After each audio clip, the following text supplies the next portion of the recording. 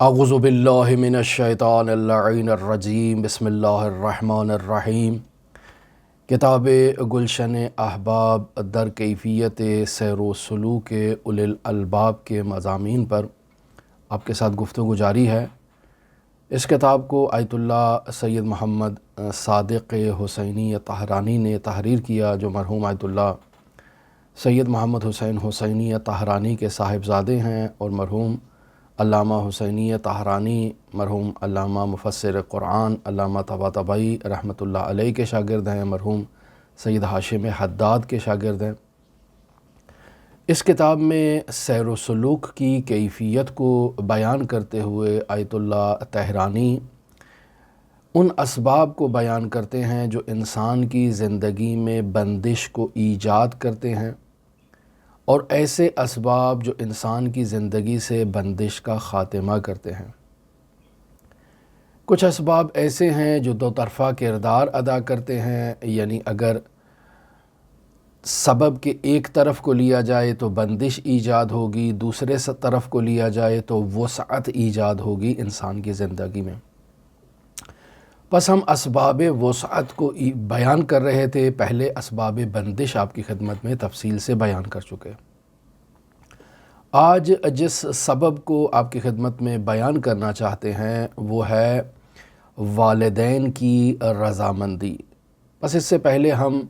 اسباب بندش میں بیان کر چکے کہ عاق والدین بندش کا باعث بنتا ہے، لہٰذا وسعت کے اسباب میں، بسط کے اسباب میں بہت زیادہ موارد علماء نے بیان کیے ہیں، لیکن بطور خاص جس مورد کی طرف اشارہ کیا جاتا ہے وہ والد اور والدہ کی رضامندی ہے۔ یعنی انسان عارف کی زندگی میں، انسان صالح کی زندگی میں، انسان مؤمن کی زندگی میں والدین کی رضامندی اس کے ارتقائی مراحل کے لیے، اس کی ترقی کے لیے، اس کی بلندی کے لیے نہایت اہم کردار ادا کرتی ہے، اور اس والدین کی رضامندی کے مد مقابل عاق والدین ہے، یعنی والدین کا نافرمان، والدین جس سے ناراض ہوں، والدین جس کو مسترد کر دیں، والدین جس کو دھتکار دیں، والدین جس سے قطع تعلق کر دیں، ایسا شخص جو عاق والدین کا مصداق ہے، ایسا شخص اس کے لیے بندش ایجاد ہوتی ہے، اس کے لیے زندگی میں مشکلات ایجاد ہوتی ہیں، اس کی دعائیں قبول نہیں ہوتی ہیں، اس کا عمل صعود نہیں کرتا ہے۔ پس العیاذ باللہ اگر والدین سے انسان عاق ہو جائے تو اس کی زندگی کے تمام کام مختل ہو جائیں گے، رک جائیں گے، رکاوٹ ایجاد ہو جائے گی، بندش ایجاد ہو جائے گی، آسمان سے نزول اور آسمان کی طرف صعود کا واحد راستہ بند ہو جائے گا، چونکہ آسمان سے جو بھی اللہ تبارک و تعالیٰ کی خیرات و برکات انسان کے لیے آتی ہیں، اور جو بھی انسان کے اعمال زمین سے آسمان کی طرف صعود کرتے ہیں، اس کا ایک واحد راستہ ہے، اور وہ راستہ اگر بند ہو جائے تو انسان کے تمام معاملات رک جاتے ہیں۔ انسان کی جو معاش ہے، جو انسان کا روزگار ہے، اس کا راستہ بند ہو جاتا ہے، چونکہ یہ روزگار، یہ رزق اللہ کی طرف سے انسان کے لیے نازل ہوتا ہے۔ اور اگر انسان اپنے والدین کو ناراض کر لیتا ہے تو یہ راستہ بند ہو جاتا ہے۔ راستہ صرف اوپر سے نہیں ہے، بلکہ راستہ نیچے سے بھی جو اوپر جاتا ہے یہ بھی بند ہو جاتا ہے، یعنی دو طرفہ راستہ انسان کا بند ہو جاتا ہے۔ یہاں علماء بیان کرتے ہیں کہ نیچے اسی صورت کا عکس ظاہر ہوتا ہے جو اوپر موجود ہو۔ اوپر اگر والدین کی ناراضگی مکتوب ہو چکی ہے کہ وہ ناراض ہیں، تو نیچے بھی والدین کی ناراضگی انسان کے لیے آثار کو ظاہر کرے گی۔ رسول خدا صلی اللہ علیہ وآلہ وسلم سے ایک حدیث ہم پہلے بھی آپ کی خدمت میں بیان کر چکے، جسے مرحوم شیخ صدوق رحمۃ اللہ علیہ نے اپنی کتاب الخصال جلد نمبر 1 ہے، صفحہ نمبر 37 ہے، وہاں اس روایت کو تحریر کیا ہے کہ ان الجنت لا یوجد ریحھا من مسیرت 500 عام، کہ بے شک جنت کی مہک 500 سال کی مسافت سے اور فاصلے سے قابل استشمام ہے۔ یعنی اگر میں ایک جگہ پر اس وقت بیٹھا ہوں تو 500 سال کا سفر اگر طے کیا جائے یہاں سے ملکوت کی طرف، تو جس نقطۂ انتہا پر جنت موجود ہوگی میں یہاں بیٹھ کر 500 سال کی مسافت کے فاصلے سے اس کی مہک کو استشمام کر سکتا ہوں، سونگھ سکتا ہوں۔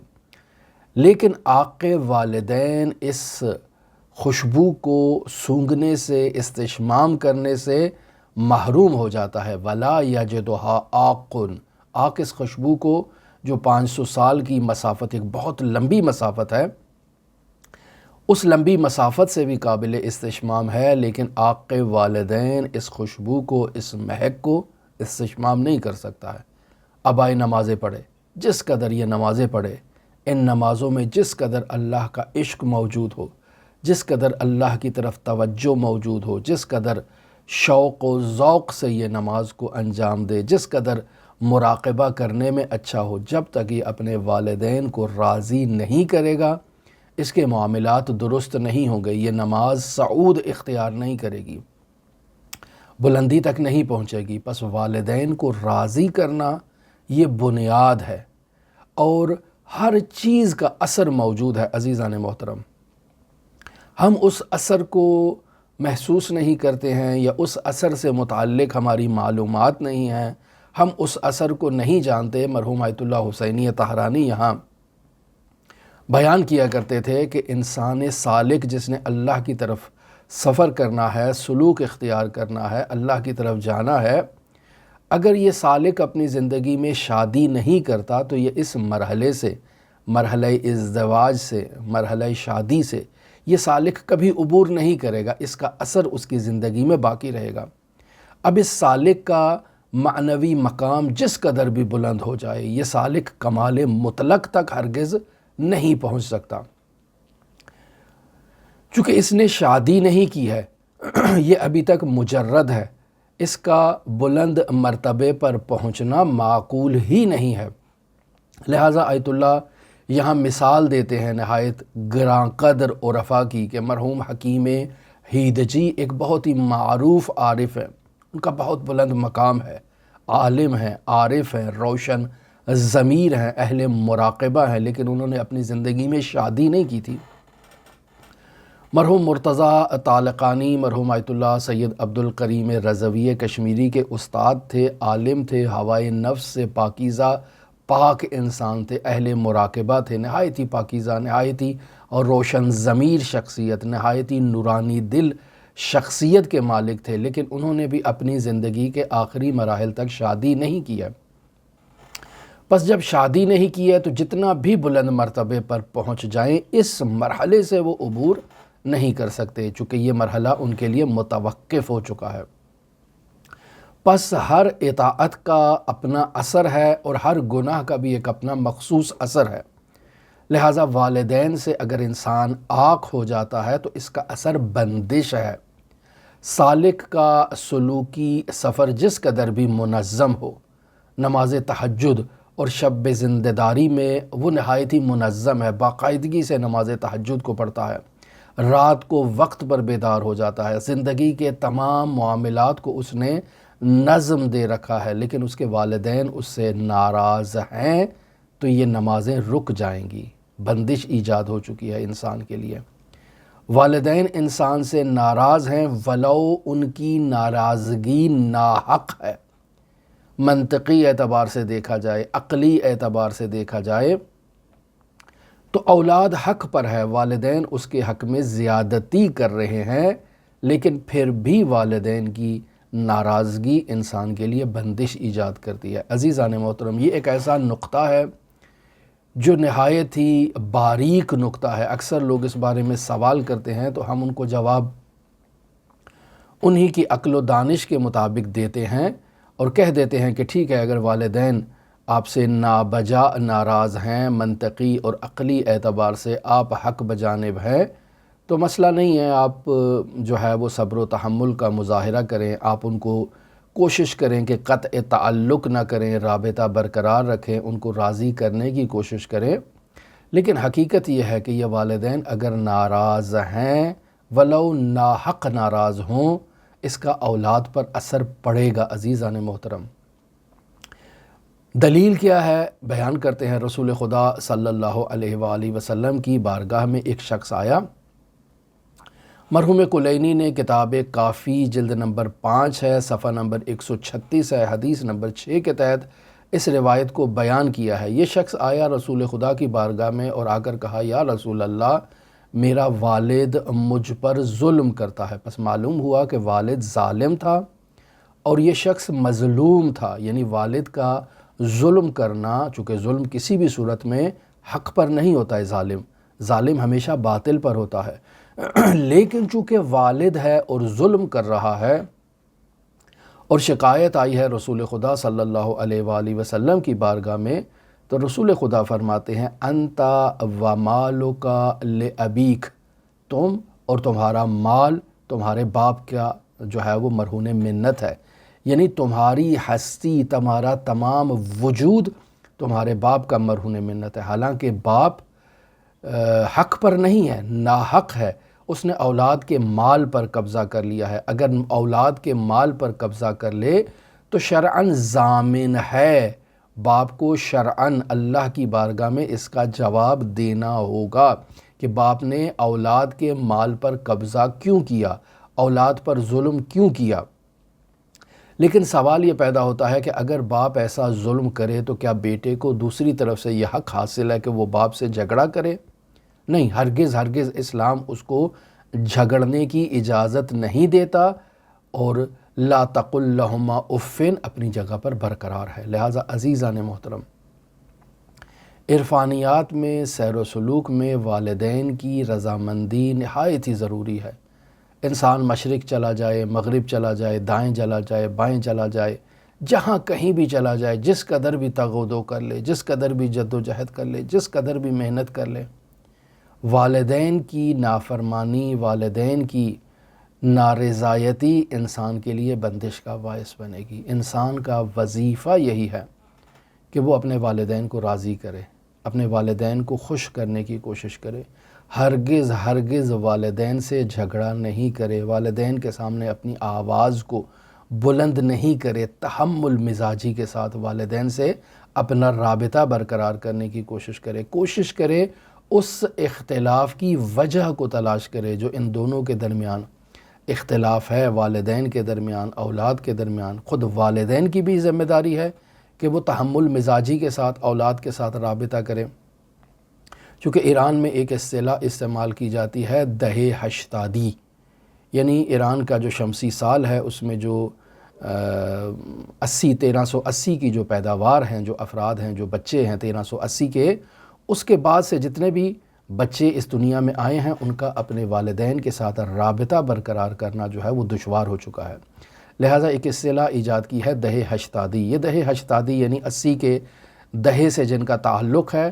ان تمام کا ان کے والدین کے ساتھ رابطہ جو ہے وہ نادرست ہے، یعنی ان کے ماقبل جو افراد ہیں ان کا دور اور ہے، وہ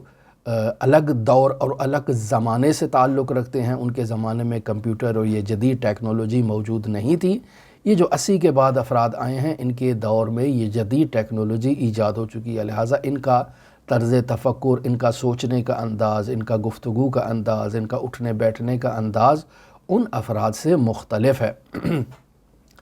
لہٰذا اکثر خاندانوں میں ایران کے اندر یا ایران کے باہر دنیا کے کسی بھی ملک میں چلے جائیں، اس طبقات اختلاف سے تعلق رکھنے والے جو والدین ہیں، جو اولاد ہیں، ان کے درمیان آپس کے جو تعلقات ہیں اس میں ایک بہت بڑا فاصلہ ایجاد ہو چکا ہے۔ اب علماء راہ حل بیان کرتے ہیں کہ اس اختلاف کو برطرف کرنے کا طریقہ کیا ہے۔ مثلا سب سے پہلا طریقہ جو بیان کیا جاتا ہے وہ یہ ہے تحمل مزاجی کرنا، یعنی دونوں طرفوں کو ایک دوسرے کی بات کو غور سے سننا چاہیے، ایک دوسرے کو وقت دینا چاہیے اور تحمل مزاجی سے ایک دوسرے کی بات کو سننا چاہیے۔ پھر اگر ان کے درمیان اختلاف ہے تو اس اختلاف کی وجہ کو تلاش کرنا چاہیے کہ ہمارا اختلاف کس نقطے کے گرد گھومتا ہے، ہرگز ایک دوسرے پر غصہ نہیں کرنا چاہیے۔ نہ تو اولاد کو یہ حق حاصل ہے کہ وہ والدین پر غصہ کرے، اور نہ ہی والدین کو یہ حق حاصل ہے کہ اس اختلاف کو جانے بغیر اپنی اولاد پر بیجا قسم کا غصہ کریں۔ اپنے درمیان جو مشترکہ نکات ہیں ان نکات کو تلاش کرنا چاہیے کہ والدین اور اولاد کس نقطۂ مشترک پر آ کر ایک دوسرے کے ساتھ متفق ہو جاتے ہیں۔ پھر اس ایک دوسرے کی رائے کا احترام کرنا یہ بہت ضروری ہے، یعنی اولاد کی یہ ذمہ داری ہے کہ وہ والدین سے اختلاف کے باوجود والدین کی رائے کا احترام کریں، اور والدین کے لیے بھی ضروری ہے